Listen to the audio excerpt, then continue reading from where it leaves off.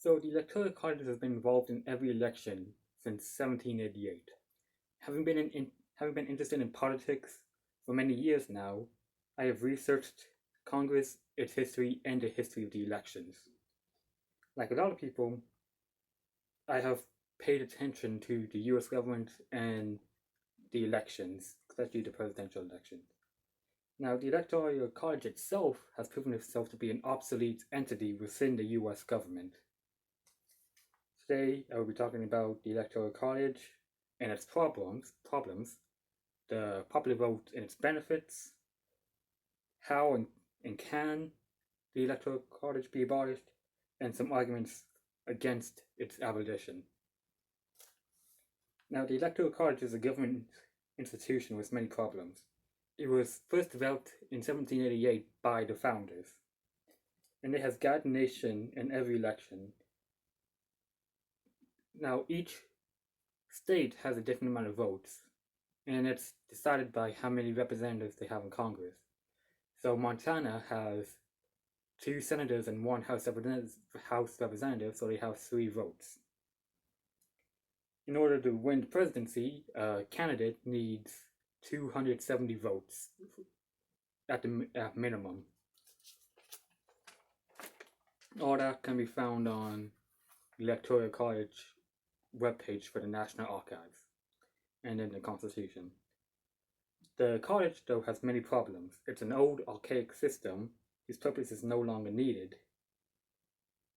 Its original purpose was to guide the nation, since original voters back then weren't typically educated and didn't have information on the candidates.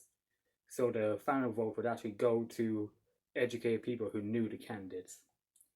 That can be found on the National Archives Electoral College and the Pro and Con website for the Electoral College. It has, in the past, also gone against the popular vote 5 different times.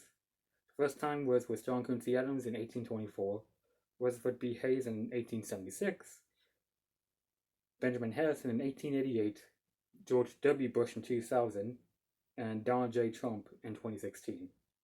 That can be found on history.com and time.com. Due to population differences in each state and how House representatives are decided how many each state gets, each person in each different state has a different voting power than a person in another state. Montana would have more voting power per person than California would have per person. The popular vote is a better alternative to the college in many ways. The popular vote is much better, and if added, it would remove the Electoral College, allowing the candidate to be chosen by the people, in which they only need 50% of the vote. And it's just a better alternative overall.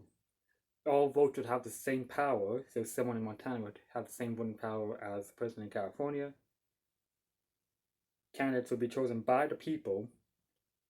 Swing states wouldn't decide elections, and other major democracies, when we look at them, also use this system, so we know how to implement it and what's going to happen.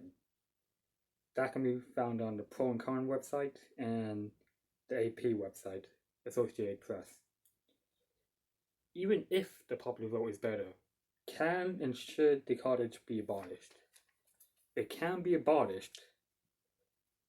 It's in the Constitution, so it would need a constitutional amendment.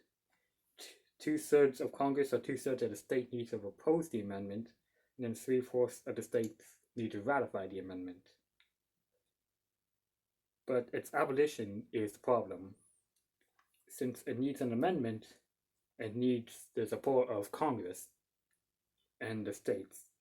You can try and talk to your congressperson or local representative to try and convince them, or you can start a petition and have thousands or millions of people try and sign it.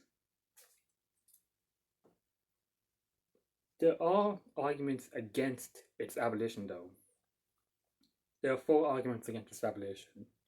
That the college certifies the election, that large states like New York and Pennsylvania wouldn't run the election, candidates wouldn't, with the college, candidates wouldn't focus on large states, and each party would have an equal chance of winning. But all those arguments can be countered. Other democracies use this system, and their elections are perfectly fine and they're perfectly certified. Swing states in all elections already run the elections, so New York, Pennsylvania, Florida, they run the elections, so there's not much of a difference if large states run the elections. Candidates, they will focus on large states, but they still need the support of the smaller states, so they would still have to go to the smaller states to get supports and votes from them. And parties would still have an equal chance of winning the election. Some parties just have to change their strategies to get new voters to join them. All this can be found on the pro and con website for the Electoral College. Even though the college has been around since 1788, it has many problems. All these problems, though, can be fixed if we just remove the college and add the popular vote.